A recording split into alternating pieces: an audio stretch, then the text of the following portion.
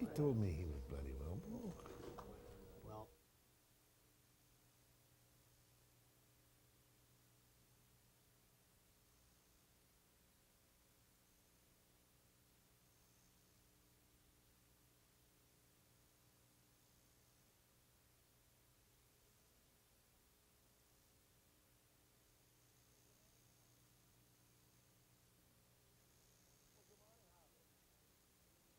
Department. I'll take over now. Oh, good morning, Harvey. We just got him set up by bringing him in.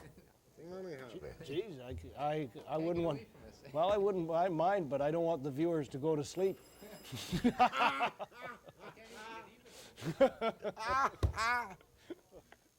It's so nutritious, it's like getting a multivitamin in every can. Now that's the sound of a healthy cat. Calcan. It's like getting a multivitamin in every can. Calcan. Great new savings.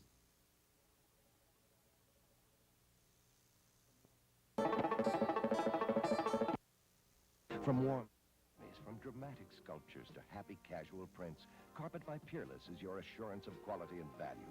Get the Peerless experience at your Peerless carpet dealer. Peerless completes the setting. Peerless, you know what you're getting. In Duncan, see United Carpet, 775 Canada Avenue. Webster is next on BCTV.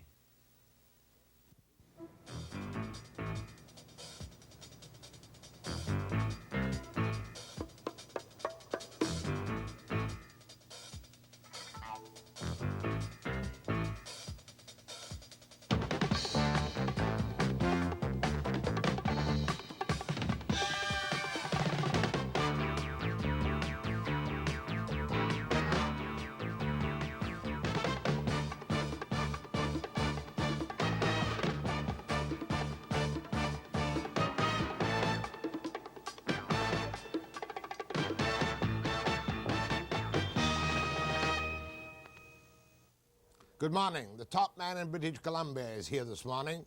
Webster shall attempt to ask simple, straightforward questions, and Premier Bennett, of course, will give straightforward, simple, direct answers on a variety of topics, from extra billing to the Constitution to pipelines to BC for sale or not for sale, etc., etc., etc., after the break.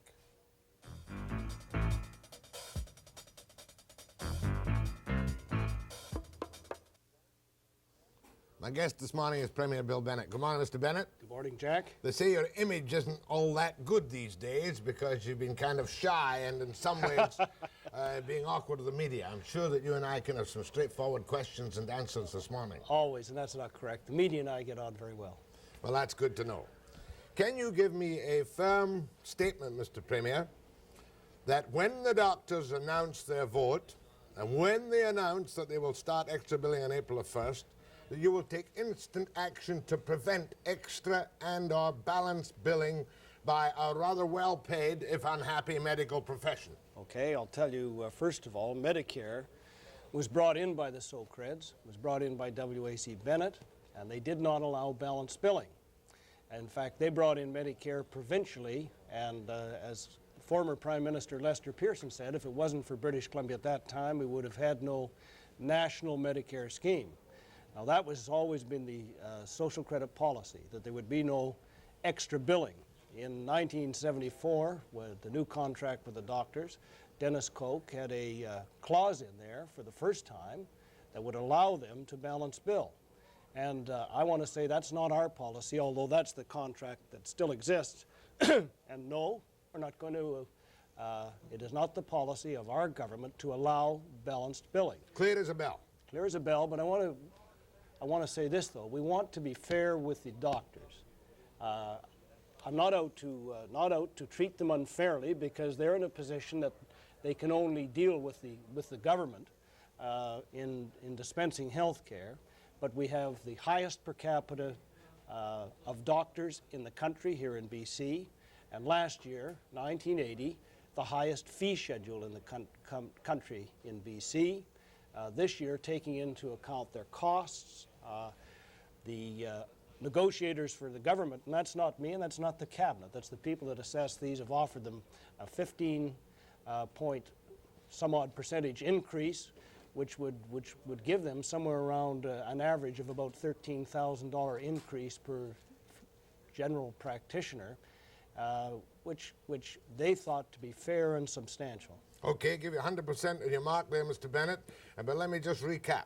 In the present contract which the government has, and it was initially introduced by Coke of the NDP, there is a provision that if agreement is not reached for a year thereafter, they can balance bill. And you're telling me, sir, that your government will not allow that and will take the instant necessary action to prevent any form of charity medicine returning to British Columbia. Well, you've got to know that our social credit government is unique in this country, because I think we are the only province that doesn't allow some form of balanced billing. They have it in Saskatchewan, some form of it under the NDP. They have it in some conservative provinces and others. We're the only ones that don't allow it, and it's a basic policy of our party. So doctors who don't like what's going to happen if they announce their votes today or tomorrow and want to leave the country, that's up to them. Oh, I don't want to chase anyone out. You know, they're dealt with very fairly. They've got the highest pay. We've got more doctors here per capita, so they must like it here. What we want to do is deal with them fairly and make sure we maintain the highest qualities of medical care in this province that we can have. Doctors have a unique position. To those who are sick, and particularly those who are very sick, they take on almost a godlike quality because your life's in their hands. I recognize they have extra pressure. Hopefully we can come to a reasonable and fair decision. Is that your final offer, 15.3, or are you prepared, if they come back to you, to give them a little sweetener, sir? No, I'm not handling the negotiations, thank goodness. But you're the boss. If you say give them another percentage, they'll get it. No, the boss here would be the people who can fairly assess what would be fair to them, and the finance minister who can fairly assess what we're capable of giving them. You can't blame them for being upset, though, when they see how the lesser skilled professions are catching up in their incomes with incredible rapidity on the 12, 14, 15, 20% settlements being made freely around BC. Well, not that high, and you know, there for some time, I feel, many people that have forgotten that the principle of North America in developing a broad middle class was to bring people closer together, still recognizing different compensation for different skills and different effort. But there has been nothing wrong with raising the level of the standard of living of people at the bottom end of the scale. Anyway, it's quite clear, no balance billing, because like myself, perhaps, if I may be so bold, you would object to any system where the doctors decide who will pay the extra and who will not. You would object to that, wouldn't you? First of all, they would be putting themselves in a very difficult position, and I don't think they want to do it. Secondly, the whole principle of Medicare would be lost. Right, sir. Another issue on which the public and business, especially in Canada, is quite confused is a very simple one, sir. Yeah. When Big Julie Sinclair came to buy Mac and Blow, you had him in and you said BC is not for sale. Noranda comes, Brick makes a bid to take over Mac and Blow. You're happy about that. Then comes Noranda, and all of a sudden, oh, Waterland will talk about it, guidelines. How can you defend any situation in a federal state whereby you can even pressure a Canadian company from buying in the best free enterprise manner another Canadian company because it happens to be in BC? Well, first of all, you've got the whole thing wrong. Number one, I'm not against Canadian investment, I'm for it. And the more Canadian capital that comes to BC, the better. And I hope they follow up with their head offices, and they should be here because British Columbia is where the action is, in Canada, along with Alberta. What is the principle? The principle is not Canadian ownership versus BC ownership. It's concentration of corporate power in the forest industry. Now, when we became government, the forests could not expand in their traditional way, that is, opening new areas and allocating new forests, because the forests had been, to all intents and purposes, fully allocated. Now, how can then the forest industry expand? They can expand in two ways. One is to upgrade the facilities they have, undertake more processing, more value, move into newsprint, fine papers, plywoods, special boards, and that's the type of development we want. The other way is to not do anything to do with forest industry, but to play a game called Monopoly, which we all played as children, and that is where you try to accumulate all the property, one person, and when the game's over, they're called the winner. We will not have in this province a forest industry with just one company or just a few companies. Our commitment is to a balance of large and small. And we set limits, and they were arbitrary, and that's our policy. And you might disagree with it, but it's our policy. We said McMillan Blodell, with the amount of cut they have, that should be the largest. Now that wasn't restricting non-BC firms, that was restricting a BC firm from any ambitions it had to gobble up the industry inside British Columbia. But it also gave, where firms had other forest industries, and I take CP, that if they tried to put their massive holdings, which they have in BC, with McMillan, they would be exceeding the guidelines. And that's the only reason that Mr. Sinclair was turned down, is concentration of corporate power in BC. It had nothing to do with being in another part of Canada. They would have been too large. Now, that's it. Now, we brought in a new Forest Act, and it gave the minister some muscle to try and implement the policy by controlling the transfer of licenses. And we mean business. He has that power now. Let me ask you three questions. Now, I want to cover one other part, because there is an inconsistency, because we've said McMillan is the largest. But when B.C.R.I.C was born, B.C.R.I.C was a unique company. It was removing government ownership and creating individual ownership. It was given only to British Columbians, and additional purchase was made only by British Columbians. And at that point in time, we said, this company has a great opportunity to develop in British Columbia with British Columbia ownership in a number of fronts, mining, coal, fishing, manufacture, but in the forest industry, if it wants to develop further, it's fully allocated. They can only do it by doing some astute acquisitions, and we arbitrarily, again, gave them a higher percentage of cut that they could go to. B.C.R.I.C, therefore, were they successful, or should they still be successful, would not be arbitrarily or under the forest transfer policy be prevented from Mac and Blow ownership. Oh, here's the thing. Well, we have, and these are approximate, so say Mac and Blow has 15% of the cut, and that's the lid for everyone. B.C.R.I.C has a lid too of approximately 20%. I'm using rough approximations because there's a number of factors that go into the formula in the forest ministry. We're not encouraging them to do that. I'm not backing B.C.R.I.C's bid. I'm not backing Noranda's. What I say is both of them know the government policy and the limits they can go to. But both of them, and anyone else that wants to bid, has got to go through all the hoops at the forest ministry. And they've got to prove that what they're doing is going to be good for the forest industry in BC. It's going to be good for not only maintaining jobs, but creating additional value. Is this not a direct interference by you in federal jurisdiction, in that surely only the federal government is entitled to pass laws and examine on monopolies to prevent undue concentration? Don't ask me to live in this province where we have a unique industry like the forest industry that's fully allocated, to live with the failure of the fact that we've got a governments in Ottawa, successive governments, that have never dealt with concentration of corporate power.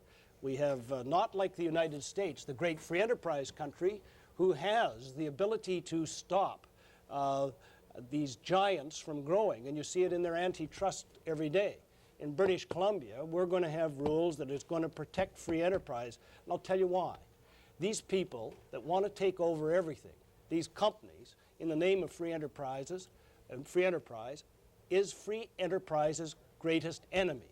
Free enterprise is not monopoly. It's not even oligopoly. Free enterprise is where you have a balance of large and small. And we're not going to let any company under the cloak of free enterprise destroy the system. You'll notice when Noranda made their initial offer for Mac and Blow shares, Mr. Bennett, that they said, providing there's no interference by your government.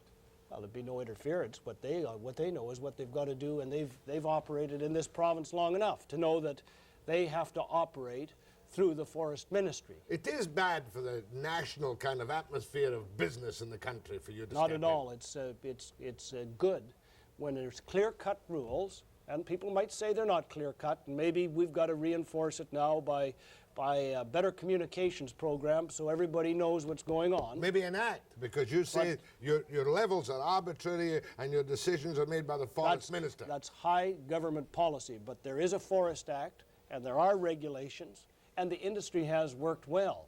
You're talking about something beyond forest industry, I say, which is just concentration of corporate power or monopoly. So putting it simply, therefore, BC is still not for sale to Noranda or anyone else unless they meet the guidelines and the decisions made by high government policy in Victoria.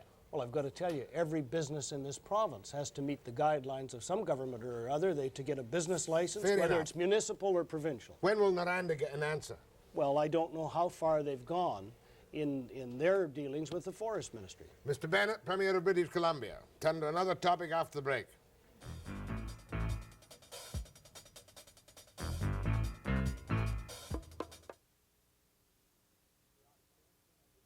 Mr. Bennett, I think I'm entitled to the odd opinion, and I've been known to give it. Yes? I am convinced by Ed Phillips of West Coast Transmission that your decision to arbitrarily give the contract to, or the new pipeline to BC Hydro and to choose the route through the southern route from Huntington to Victoria is not a good decision. It seems to be use less gas, prevents the fertilizer plant up on the Powell River, I think it is. And it's astonishing when I think of your attitude towards that monstrous corporate octopus, the BC Hydro. And Phillips doesn't even want to build a line. He merely says it's the best line. And comparing Mr. McClellan's answers and Mr. Phillips' answers, I am sold by Mr. Phillips that you've made a bad decision. Well, I'm not convinced, and I say that with Ed Phillips being a good friend of mine and someone I have great respect for. The government looked at 3 proposals. There wasn't just West Coast and Hydro, there was one other proposal. And they felt in the final analysis that the route, the best route was the one that Hydro submitted, and they also felt they had done more work. And that route has been chosen on that basis. The information I have from the minister and that's supplied to him from those that evaluated the proposals is it is the best. Now, any selection where you've got competition for routes is always going to be controversial, and particularly with those that didn't get it. I know that when West Coast was given the job of building the Grizzly Valley Pipeline with no bids, other opposing bids, many people said the pipeline was no good, and some people said West Coast shouldn't build it. They did a good job. They opened up an area in which my friend Alec MacDonald from the NDP said there was no gas, and of course the field has been much larger. What's Grizzly Valley got to do with it? Well, I'm just saying, in this case, West Coast got the job of building arbitrarily picked by the government after evaluating the proposal. In this case, the information is that this is the best route. Under your BCUC, which seems to me the kind of legislation that Mr. Barrett will just love if he takes over, you seem to be able to act arbitrarily on all major energy power things without proper public hearings or comparisons of bidding. Not at all. They had a much tougher act, and we're looking at the legislation we have, and we may modify some of it or reevaluate some of it. But under the old Energy Act, the Barrett government had far more power and far more arbitrary, and they'd moved decision-making away from government out to the old Energy Commission. We brought in a Public Utilities Commission that is there to evaluate. It's not setting policy, and for the first time we've brought hydro under the control of a Public Utilities Commission. Sir, I mean, it's really a farce, the Public Utilities Commission. You don't have the old rate hearings we even had under the old BC Electric days. Well, you just wait and see. I think it'll be very good. Yeah, but on this very point, sir, your policy, as enunciated here by Mr. McClellan, was the idea of the gas pipeline is to reduce Vancouver Island's dependence on imported oil. And yet you're not going to sell natural gas to major industries. You're only going to carry 2.3 billion cubic feet a year. Well, when the West Coast Transmission can handle 40 billion cubic feet and build the fertilizer First, plant. there'll be plenty, and the information I have from people who might have participated is the fertilizer plant can be built in other locations. So that's what you call a red herring. Let's get back. We've got one policy. The policy is to get BC gas to Vancouver Island. Now that pipeline has been proposed in a number of routes over many years. I can remember when the old Socreds were going to build the line, have the line built, 1971-72, the NDP were elected, and of course, I guess internally they must have vetoed the line because they didn't build it, or they didn't allow it to be Your father built. was going to build the line Sure. through Powell River. And they didn't build it. And today, with the information we have, we became our policy, and we announced it in the last election that the pipeline that the NDP stopped, we were going to get gas to Vancouver Island. And that's what we're doing. We've called proposals, and the proposal that was considered the best on evaluation has been selected. It's not going to use the most gas, though, is it? Well, I've got It's going to use a lesser amount of gas, and it's going to cost about the same amount of money. Now- And furthermore, Mr. Bennett, surely the West Coast Transmission, even though they don't want to build it now, they've backed off, would have been built with private money and not government money. Well, this is built, hydro sustains itself through rate structure and is able to do it there. It doesn't come out of government taxes, but they made the best proposal. Now, the next thing is, Jack, you say, what about the large forest industry? Why are we having a policy of not encouraging them to use gas? We want them to use more wood waste. We want to, first of all, we're on a conservation program in this province and better resource use. The forest industry will not respond unless encouraged to do so with some guidance to fully utilize wood waste for the provision of their own energy. But you've got to know now that in this province, the forest itself, through the pulp mills and the black liquors, produces about 17% of our energy, more than hydro. I've got this feeling, sir, and the constitutional problems and West Coast being under the NEB and whatnot, that you made an arbitrary decision to keep the gas under your own control rather than a company controlled in part by Petrocan and under the jurisdiction of the National Energy Board. No. Not true. Nope, those are only arguments that have been thrown out by others, and they cloud the issue. The basic issue is gas to the island. The second part of that is we want to end our dependency on imported oil. The third thing is we want to encourage the development of wood wastes to a greater degree in energy in the forest industry. We're going to get gas to the people of Vancouver Island. There'll be no more delays, be no procrastination. I want them to have natural gas as the rest of the province does. And it's amusing to me that people that worry about oil tankers, and we've got a couple in the NDP that keep talking about it, we're part of a government that stopped gas going to the island, and we saw the proliferation of oil tankers into Vancouver Island grow with not a peep from them.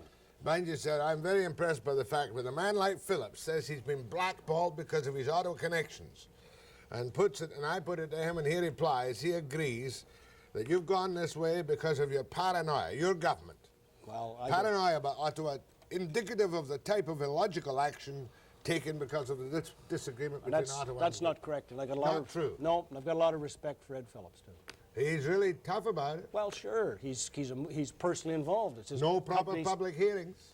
The public hearings will take place when the final design application go through. But the route has been chosen. That's right. And so there'll be no fertilizer plant for Powell River. There'll be a fertilizer plant in BC. But your mind is clear and firm. There's no equivocation on this. No. The pipeline is going the southern route to Vancouver Island. It's not a matter of me being firm. The advice given to us was the best route, and we've accepted the advice, and it's been chosen. Webster and Premier Bennett after the break.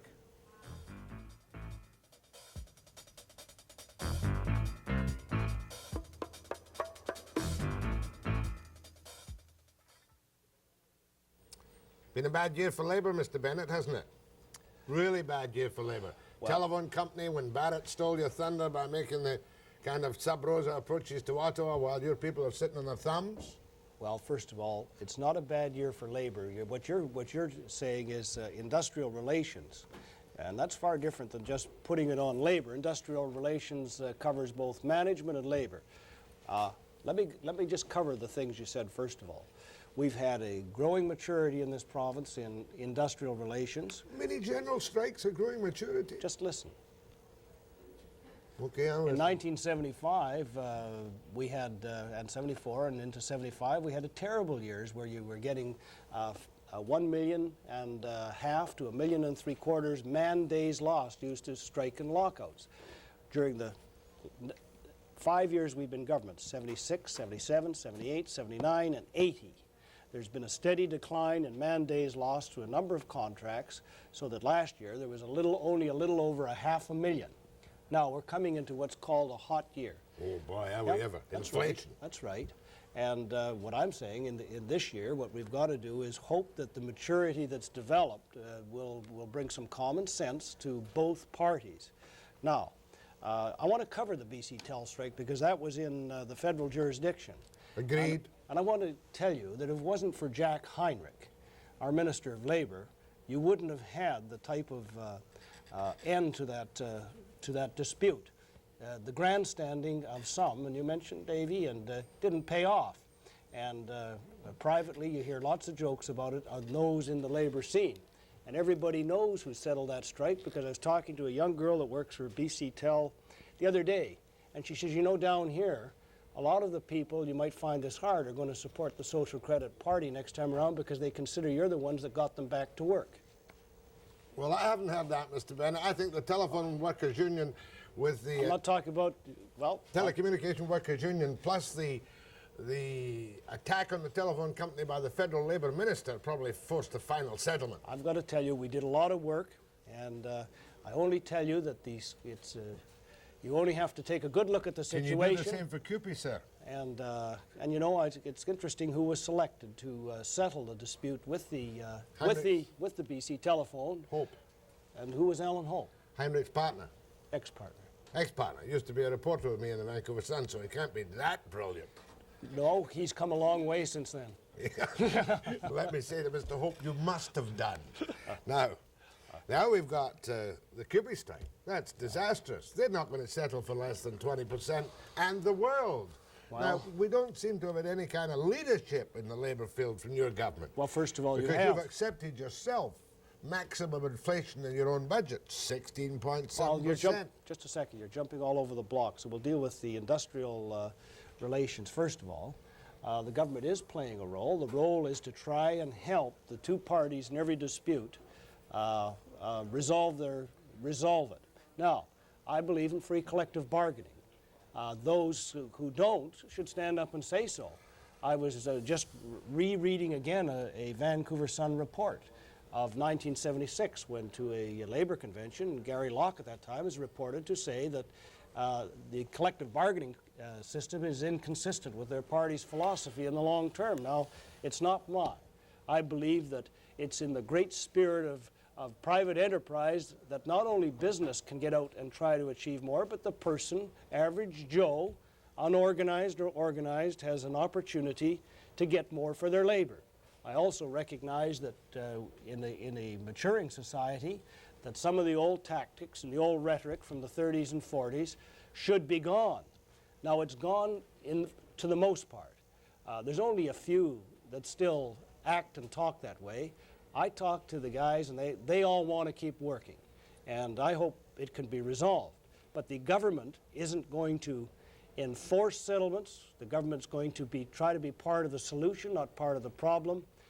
There's got to be that pressure on both sides, the union and the management, to come together. Otherwise, collective bargaining doesn't mean anything. But you must be grateful or thankful the telephone strike was settled, because we were building up with your friend of mine, Kinnaird, whereby he was going to organize a general strike, and that you could not have tolerated, surely.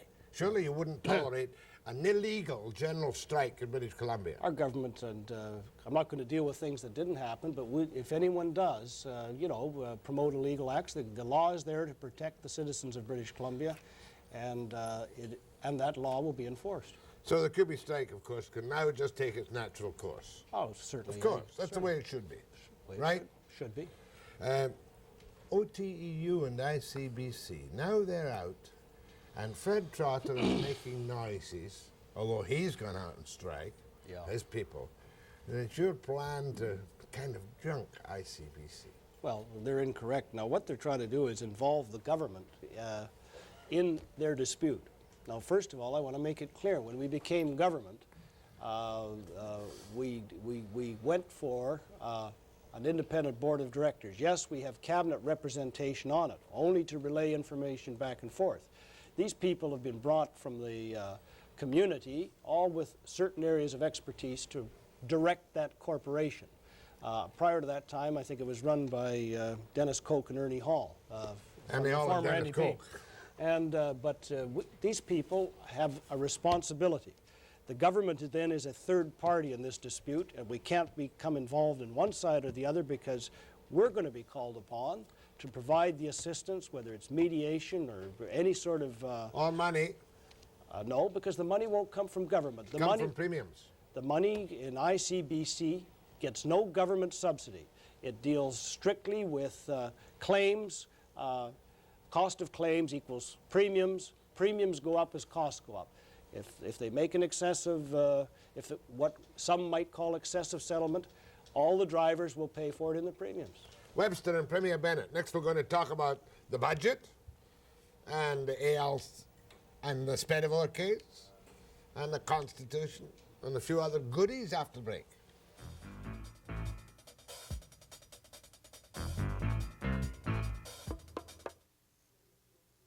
Mr. Bennett, do you plan any changes, as surely you must, to the Agricultural Land Act, the freeze, because of the incredible confusion, public wondering about political influence, and just general mishmash over a thing like the B.C.R.I.C land deal, where Delta goes, the ALC's against it, the Cabinet lets it out, the GVRD says no, the park gets lost in the meantime. A complete, sir, with respect, botch-up. Well, the whole way the Land Commission was brought in and set up, the Land Reserve, was a botch-up from the beginning. Well, that was an NDP botch-up in 72, sir. I'm just saying, here's the difficulty. People are primarily like to see agricultural land preserved in this province. What you've got to do, and what even the NDP saw when they brought in the legislation, was there was going to be, beyond the Land Commission itself, which has a very narrow mandate. Now, that narrow mandate is just to look at the agricultural capability. There's going to be a need to recognize that society in general, for specific uses, cities, local councils, people, services to people, may need to move into that area and remove some land. They also stated at that time that it was set up that the lines were drawn arbitrarily on the map.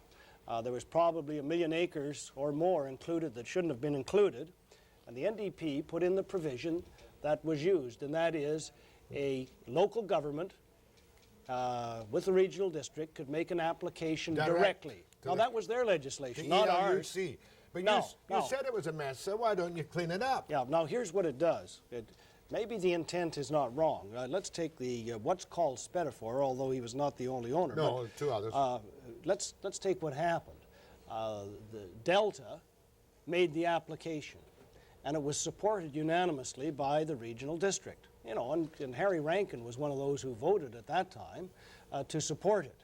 It was strictly a non-political application by an area, not just a second, by a council, a regional district, because Harry Rankin's no socred, and to the government.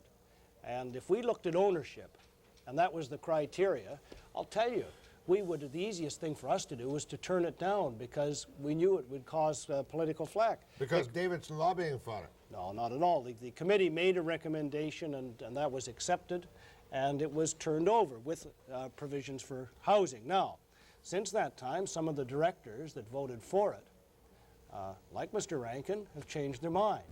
Now, maybe they've changed their mind because who owns the land is important to them. Maybe the support that was there, they didn't know that Mr. Spedifor owned it. Maybe now that they know, maybe that's why they changed their mind. But, sir, I find them inconsistent. Oh, so do I. I find the whole thing inconsistent. Now, even more simply, sir, nobody argues. At the time the Spedifor land came out, there was another 6,500 acres came out, which was marginal, should not have been in the freeze. That was on the fine-tuning process. On the fine-tuning process. But this was on an application by a city supported unanimously by the regional district. But there have been a couple of other incidents, too, where the allegations are of political this and that. Listen, I get flack in my own community of Kelowna from my city council because the government turned down a major application in Glenmore.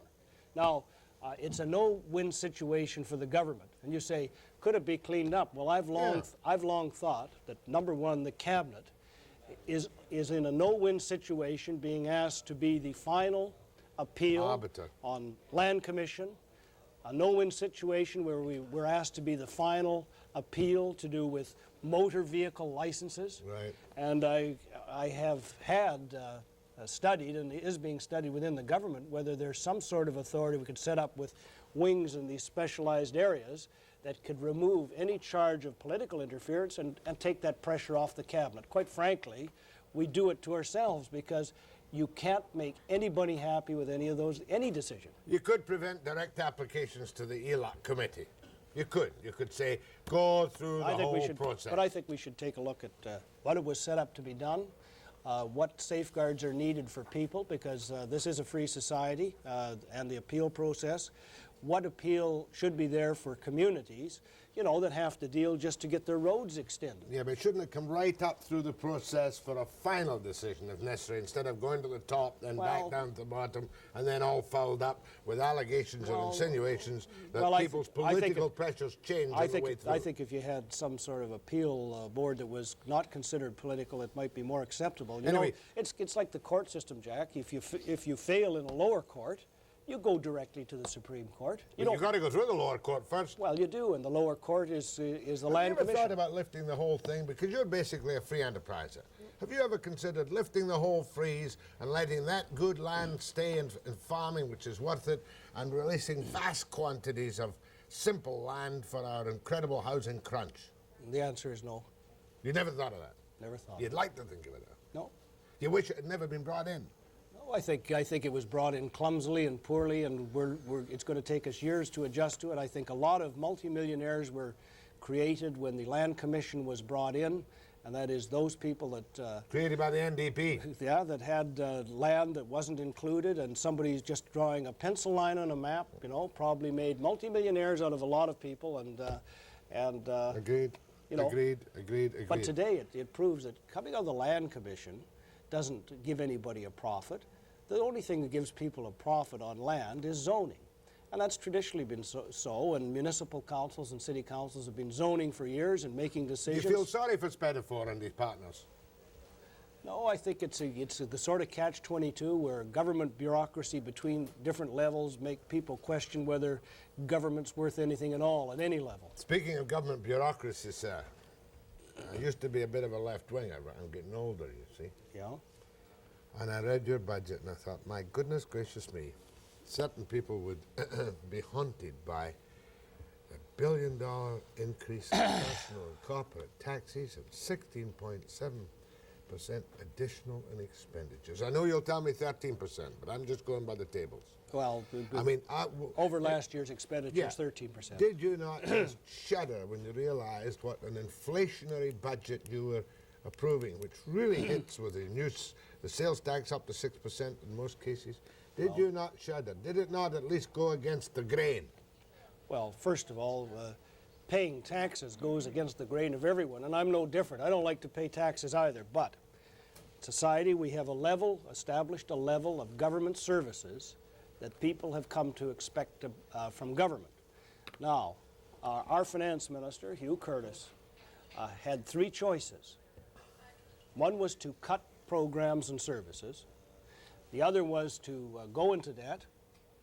And the other was to raise taxes while maintaining services, but taking steps to make ministries more efficient and more accountable. And he chose the third role. Now, number one, we introduced most of the programs that are causing the cost price increase. You know, as I say, Medicare was introduced by an old so-called government. We brought in things like the shelter aid for the elderly renter, long-term care, Dentacare, all social credit programs. Pharmacare. And we made it universal. And so we gave everybody a measure of protection in this whole province. So that we did, because we broadened the program beyond it being a senior citizens program. We broadened it to everyone. That and other economic development requires we have the tax money to carry it out. All right. And that was the choice. Although I must say, the finance minister was very tough and rigid on all the ministries. We've gone to zero-based budgeting in most of the ministries now, which brings a greater degree of accountability. Now, why did we reject the other choices? Number one, we weren't going to cut those programs, those social credit programs. We weren't going to stop building roads. We were not going to see the health care deteriorate. In fact, we've got almost a $2 billion budget. We gave increased money to education no matter how much they argue, and in the college system it got a 19.2% increase. Now, the third option, why was it rejected? Deficit financing. Well, I've got to tell you, that's a slippery slope to ruin. And don't let people confuse you about saying, oh, the government owes money because hydro owes money or one thing or the other. I'll tell you the difference. And I'll show you some examples. Number one, and people can equate this to their own financing. You borrow to buy a home. That's called a mortgage. And that gives you a solid asset. And that means that that asset builds up and you can finance it over a long period of time and pay for it. That's what hydro does and other crown corporations. They help build the economy. No tax money is required from hydro, for hydro. That's all in rates. No general revenue money is required from hydro. No, not at all. $8 billion we now have in guaranteed debt. Sure. And I've got to tell you that if we hadn't built the Peace River development when we did, if the province had waited to the 1984 date, as was suggested, that we didn't need it by, I think it was a member of the NDP at that time, it would cost 10 times more. And the debt would not only be greater, but I'll tell you, the level of economic expansion we've had in this province for 2 decades would not have taken place. And we wouldn't have had the tax base in resource industries and industry to pay for the programs we have. Individuals would be paying more. Let me make one small point, sir. We'll come back to this if you wish, but let me make one small point. Some of your best friends say that what you have proven with your financial tactics is that while you're not a socialist, you are a populist, and that you have deserted the good old right-wing social credit attitude of cutting your coat according to your cloth. Well, I'm going to answer that right away because you're darn right I'm a populist, and that's what the old so-creds were. They weren't a right-wing party. They were a party that came out of the Depression. They've changed. Sure, the old monetary theories are no longer applicable, but I'll tell you, the concern for helping people still is. And no, we've never been an extreme right-wing party, and that's been a label has attempted to be put on by our political opponents for what they consider advantage. But darn it, no, you're right, I am a populist. I am, and I consider it a compliment. Webster and Premier Bennett, the populist, after the break.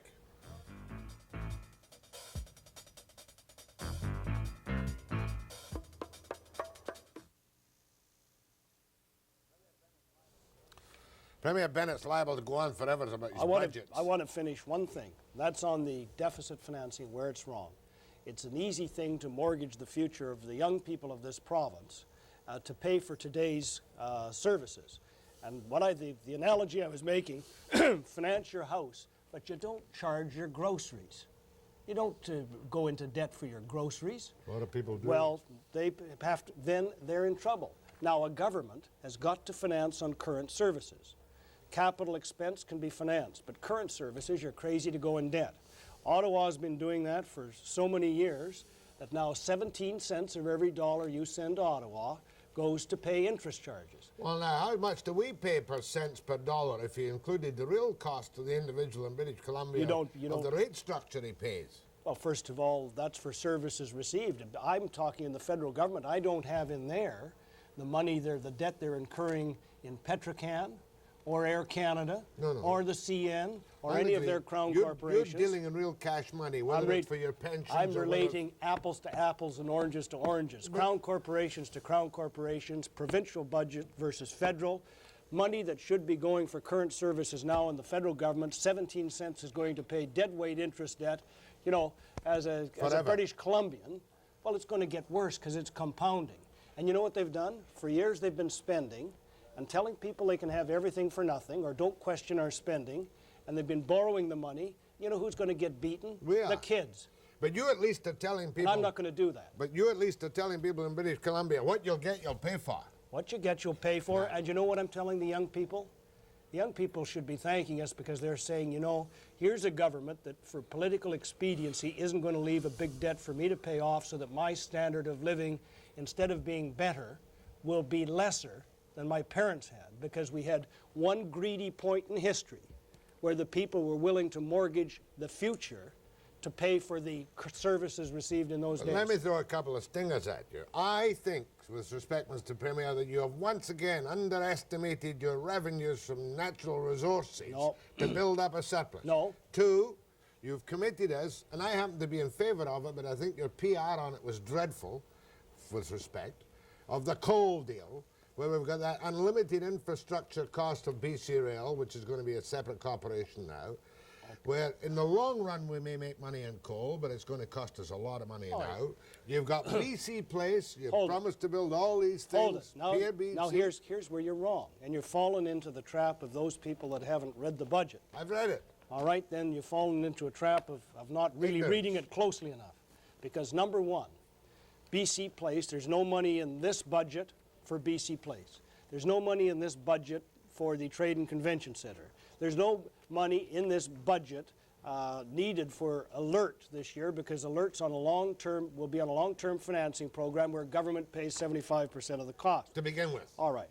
Now, B.C. Place, money was voted earlier, and B.C. Place over the long term will be a moneymaker for the people of B.C. By selling the property. Good, shrewd business. Buy it $8 a square foot, improve the value, get what you want, and sell it for $300 to $500 a square foot.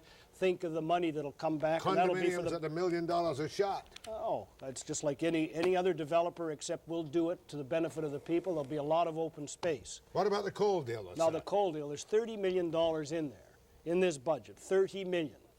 For Northeast development. You know, there's far more than that being spent in other regions of the province for highways, which we provide for nothing, for all of the development that we usually provide out of the current budget, and there's opening the Northeast is going to be the best deal that ever happened. Now, let me make it clear, because very few people understand it. Oh, but before you do that, Mr. Bennett, look, I think the coal deal is a good deal. I want to tell you how... You're going to open up the country, but the way you tried to present it, or your ministers tried to present it at the beginning, it looked as if this was a deal that was going to stand on its own feet now, and it's not.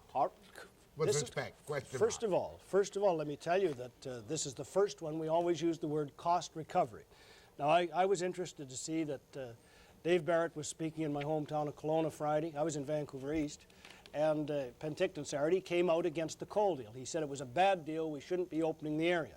Well, I want to tell you, it's a good deal. And they're taking the same negative line now against that development that they took against the Peace River Power and every other major development that's built this province. Now, why is it a good deal?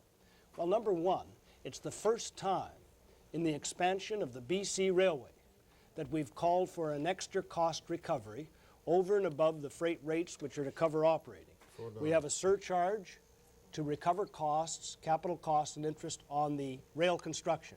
We have a second surcharge that will help recover the costs of the infrastructure, which normally governments provide for nothing. Roads and hydro extension, all of that for the first time. Now, it's true, 7,700,000 tons can't pay for it. But we're not opening up an area 25% of the province, the size of the total province, to sell just 7,700,000 tons of coal. Out of Prince Rupert, eventually, there'll be 30 million tons a year. Someone has said that there are no other values in that area. Those people better start to understand British Columbia. There are commercially developable timber. There is other minerals yet to be found and developed beyond coal. It leads into our greatest oil and gas area, and that is into the area of Grizzly and into our half of the That's the point I'm Elmworth making, Basin. Mr. Bennett. You tried to sell it on the 7,700,000 tons to begin with. Nobody ever did. Coal... It's a boomer's complex, what's the word, concept. No, just a second. Nobody tried to sell it on 7,700,000 tons. It's just that that's the only figure some people were capable of seeing. I've always said, and the government's always said, this is opening an area. It's being done to develop a northern transportation system with a port that this country needs, not just British Columbia, that Canada needs. We're getting for the first time, a formula for cost recovery that over time, as volumes build, will recover the cost. It is the best deal that's ever been made because it's the first time and only time it's been made. How much do you hope to get from your, quote, enemies in Ottawa, to whom you won't pay taxes at the moment on the 8%? How much do you hope to get from them out of the Western Development Fund, etc., etc.? I don't have to deal with them on this because, number one, the B.C.R. line is being financed with this, and the surcharge is put on provincially. It's being done by the B.C. Rail, no Ottawa money. The CN's in there. It's a national railway, and I always thought it was supposed to operate in all parts of Canada for the good, so I would presume because it's federal in nature that the federal government may be interested in helping it develop. as they always have everywhere else in the country, but that's not for me to deal with them. It's for the CN to deal with Ottawa, the coal companies to deal with the CN.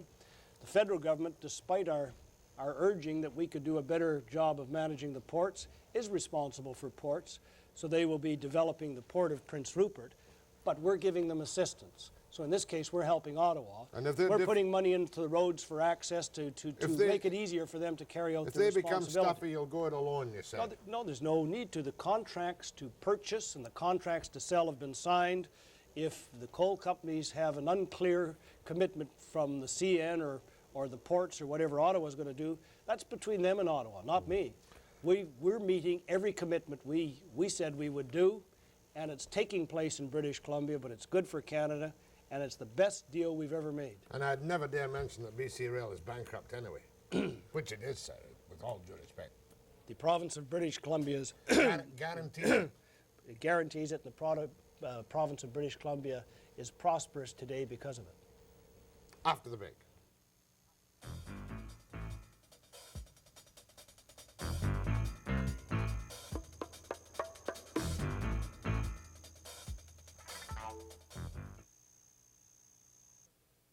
I shudder to mention the topic, Mr. Premier, but you and the other premiers have been totally outfoxed by Mr. Trudeau, and you can't even get together with an amending formula to try and stop his drive in London, can you?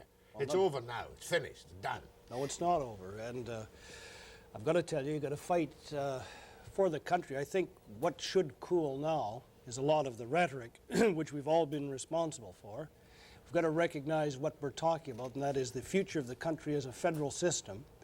And I'm hopeful the Prime Minister will respond to the premiers, because it has been my view, and I still believe it to be achievable, that the premiers can agree on an amending formula in precise detail. I've been working on that for a number of years. I think it can be achieved.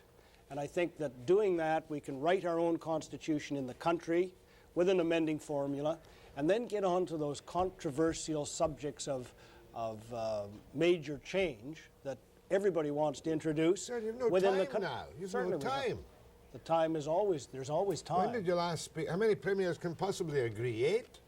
I would think that would be a substantial amount, but I think the fact that the premiers have been working positively to try and hammer out in detail the type of things that can settle a dispute is a credit to them.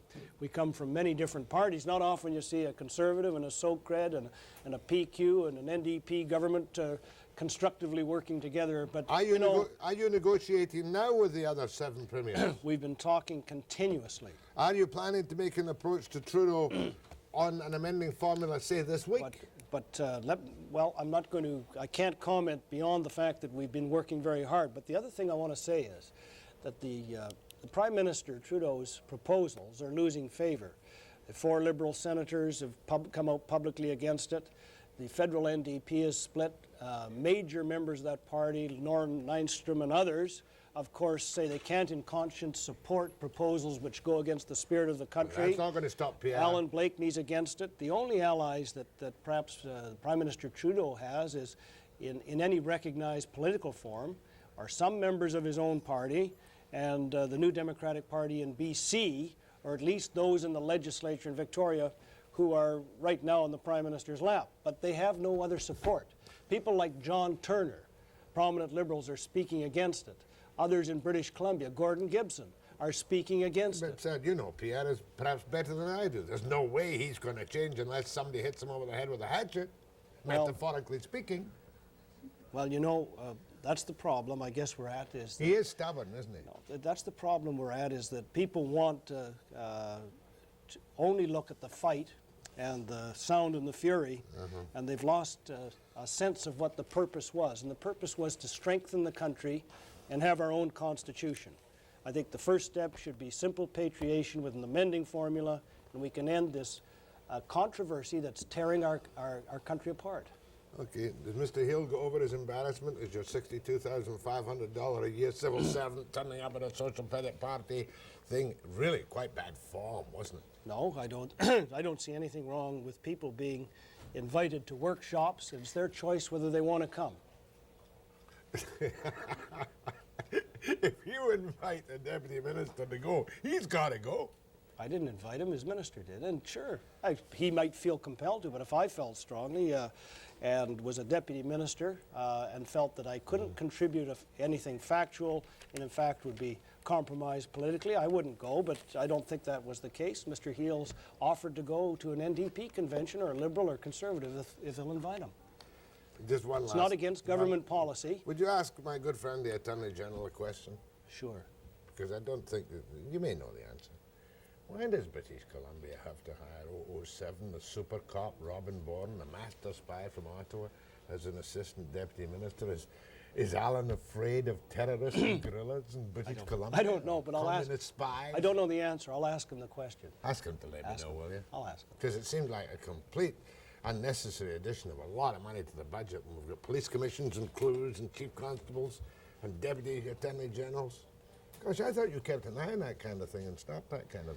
Finance minister does, and you'll notice in this year's budget, in fact, it became a question that they've got savings as an item under each estimate in which the ministries have to cut them out. Now, they're not just told you can do it on the backs of people that work, on personnel, but in every area, you've got to cut it out.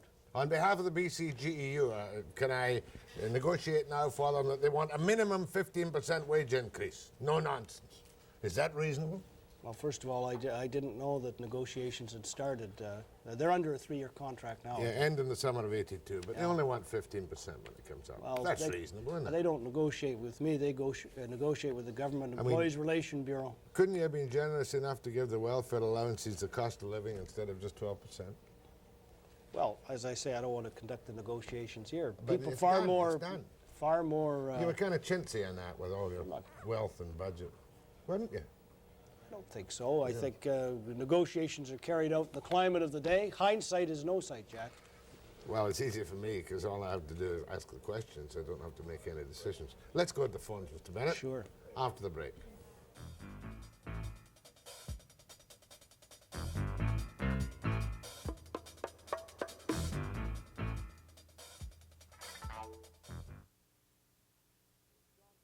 Calls to Mr. Bennett. Short, sharp and succinct, please, and clearly.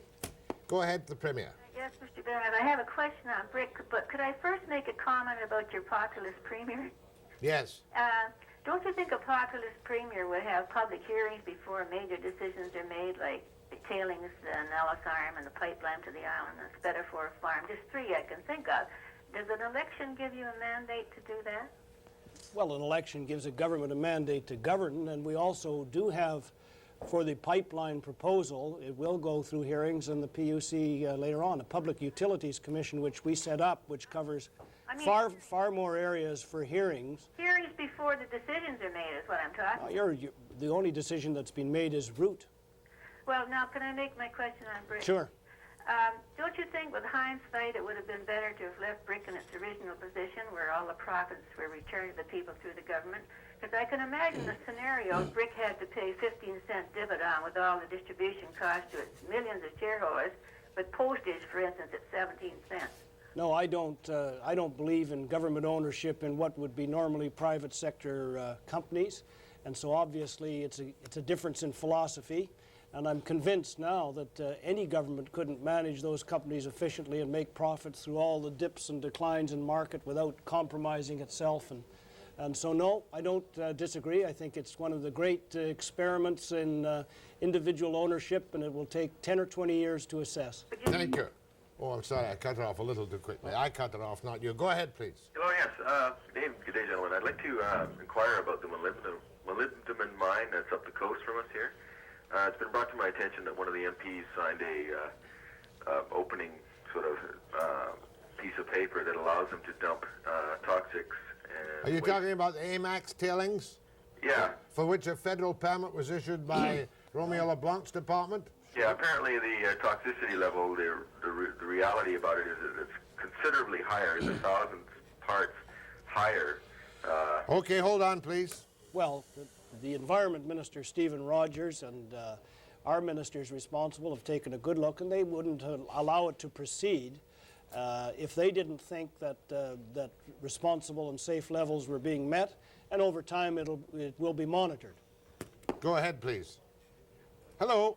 Yeah? That's you. Okay, I just want to say that Webster and Bennett are assholes.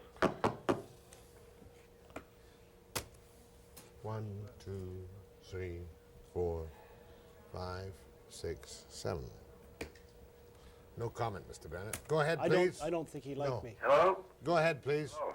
Yep. Yes, I'd like to ask the Premier, there's a pattern developing around the Pacific Rim where the Japanese are locking in all the accessible coal supplies for the manufacture of steel.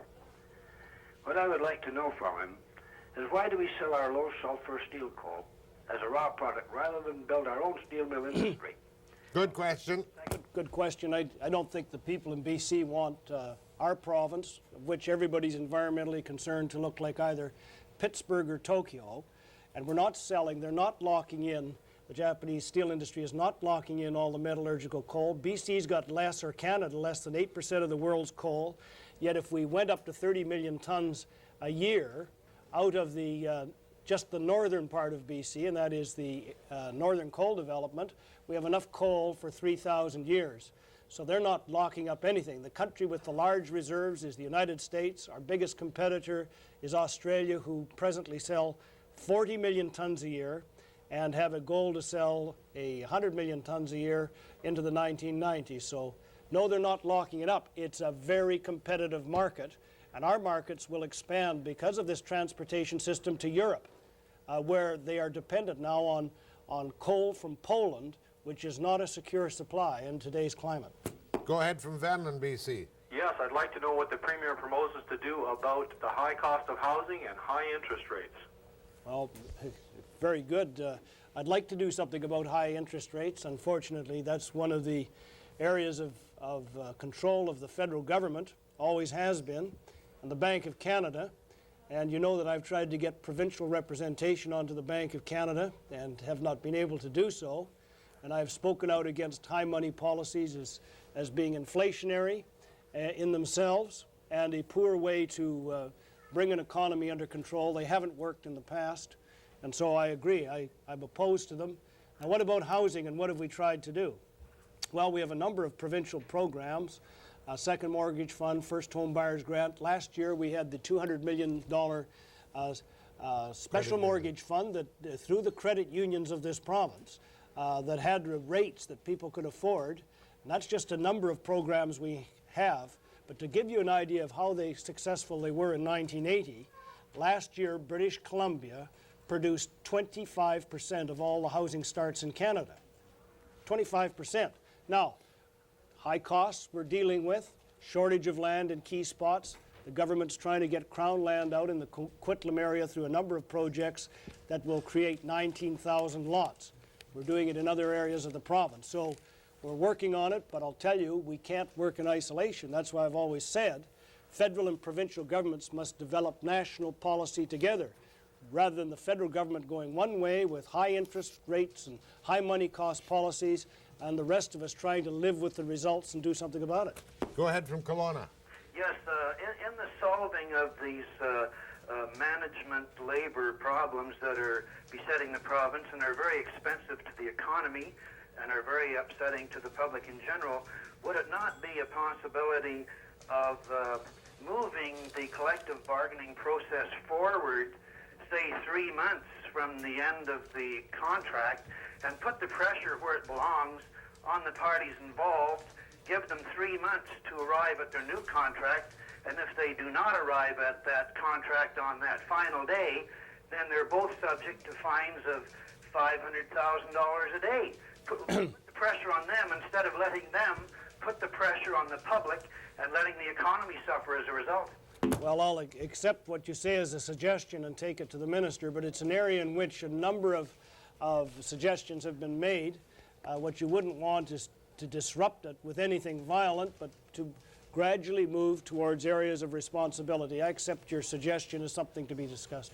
Go ahead, please. Good morning. Mr. Premier, I'm very interested in the convention center, which would bring in $250 million and jobs so many jobs and add a real beauty to this disgraceful pier. Most cities finance their own, and I am distressed to see the way Harcourt is dragging his feet on this. Well, it's a funny thing that this should be so controversial, because I think first of all, the trade part of the center is not just Vancouver-oriented or British Columbia-oriented. It's good for Canada because our expanding trade is to the Pacific Rim. And I saw a major trade center in Singapore out on a pier, and Singapore, of course, has a port 5 times as busy as the port of Vancouver and is a major international trader. Conventions are big business. They're competitive, and you need the facilities.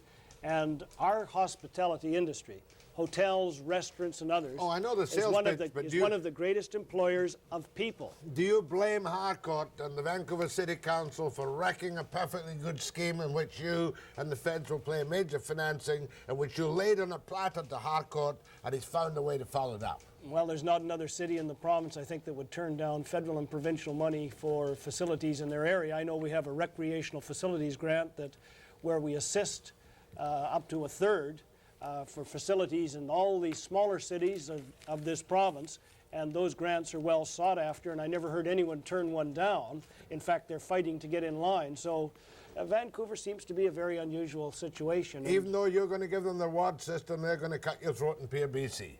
It's a shame, isn't it? Well, I don't know what, you Just a second. You made a presumption there. Thank you, ma'am. Let's go to the next call after the break.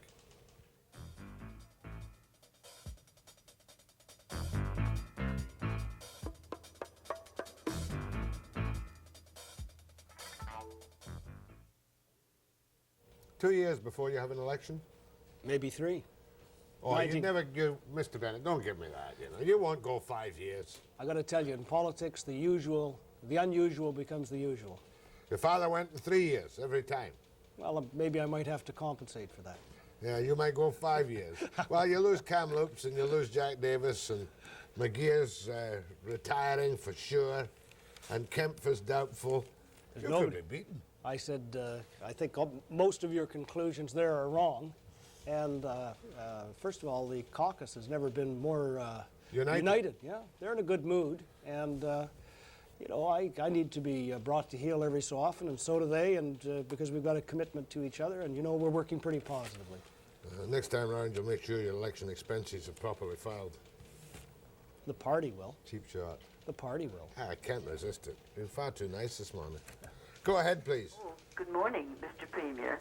It's such a pleasure to see you as well as talk with you. Wonderful. Thank you very much. Thank you very much. I think that your host, Mr. Webster, must have a very short memory.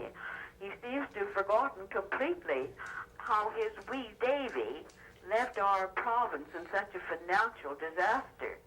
And now we have a AAA financial standing. So I would like to congratulate you. Thank you very much. Thank you. Very happy. Nothing I can add to that. You say it better than I do. Thank you very much. For me, too. He's not my wee Davy. I kicked him in the teeth many a time after he'd been in power for a little while. You nice young lady. Mr. Bennett, I am a complete private enterpriser, and I would like to see our ICBC turned over to private companies and competition. Do you think this might happen? It would be difficult.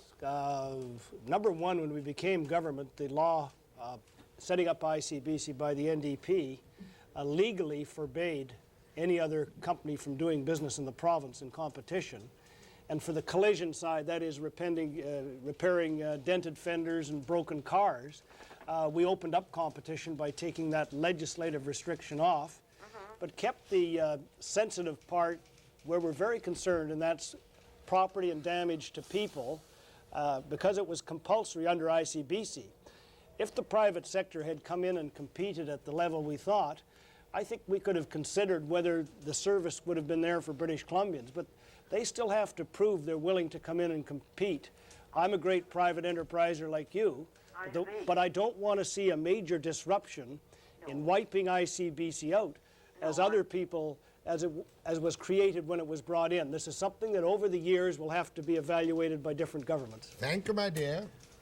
I was nice to her because she's a friend of yours. Oh. Go ahead, please. Hello? Yes. Jack? Yes. You should have had a fireplace there for His Eminence this morning. What, do you mean fireside chats? Yes. My question is to the Premier. Mr. Bennett, why do the... Carry on. Why do the public of B.C. have to put out $62,000 so you can change your image? Well, first of all, they're not. So if you're talking about Mr. Brown's replacement as the Director of Information by Mr. Hill, that's a position that was already there. Yeah, excuse me, but you made him a deputy minister. No, they're paid by classification, and classification relates to, salary relates to classification. That's how it was done. Add insult to injury by having him attend a private social credit conference at Harrison Hot Springs.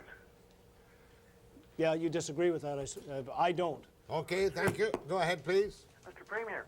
Yes. Yep. Since B.C. Place appears to be scuttled by a cooperage firm with opposition MLA Emery Barnes' backing, and the NDP's installment to Vancouver City Hall appears to have scuttled Pier BC Convention Centre, automated light rail transit, Transway 86, and the Annis's Island Bridge, and the list goes on. What physical evidence or assurances can you point out to us, Mr. Premier, that despite Mr. Barrett's efforts to spread negative pessimism and discord about the Northeast Coal Project, even in your hometown riding of Kelowna, that at least a Northeast Coal Project and natural gas pipeline to the island will go ahead as scheduled, spoiled, and unscuttled by Barrett and his camaraderie of cutthroats? Well, number one, I'm going to make you a public bet and by a statement. B.C. Place will go ahead. Number one, B.C. Place will go ahead. And it's the major downtown redevelopment taking place in North America today. It won't cost you money out of your taxes. It's going to make money for the people of BC, besides provide facilities. A transit system will go ahead. The government of British Columbia has set up the UTA, and we're committing at the start 75% of the capital and operating losses after fares, and that will go ahead. Northeast Coal will go ahead. The Annis's Island crossing will go ahead, and the gas to Vancouver Island will go ahead. And when all the sound and fury dies down, I'm still convinced that there's enough maturity and commitment in this city of Vancouver to pick up the province's offer and the federal government's offer to build a trade and convention center which creates job, business, and is good business. Go ahead from Kamloops. Kamloops. No, wrong one. That's you, Kamloops. Can you hear me? Yeah. Yeah, I'm phoning from Kamloops, and I'm here. Do carry on. Okay. I'm just a young person, and I want to congratulate Premier Bennett for the leadership and for the constructive way he's governing this province. I'm just a young businessman myself. I've just been in business a few months, and I think this coal deal that he's got going is going to be one of the greatest assets. Thank you, sir. I'm sorry I must clip him there because our time is up. My thanks to Premier Bill Bennett of British Columbia. Thanks, Jack, and thank you, everybody, for viewing. New image? After the break.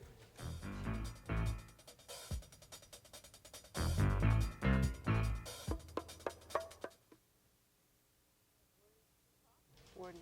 Tomorrow? Marie Peacock from the Women's Prison. At A.L.R. Yes, talking about the recent hanging. problems. And then we've got another one, too, tomorrow morning about a welfare woman jailbird. That's that should be intriguing. At 9 a.m. precisely.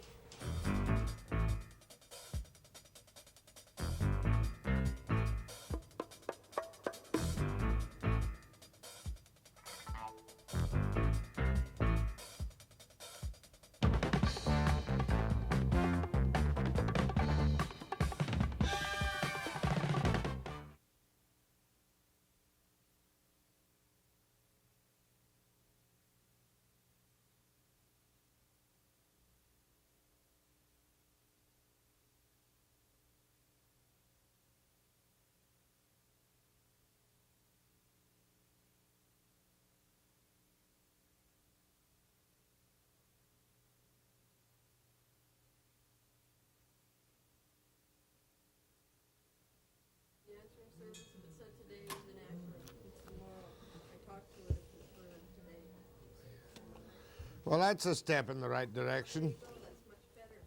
If you put it up on the board to begin with, we wouldn't have had that mess. I knew it was Tuesday.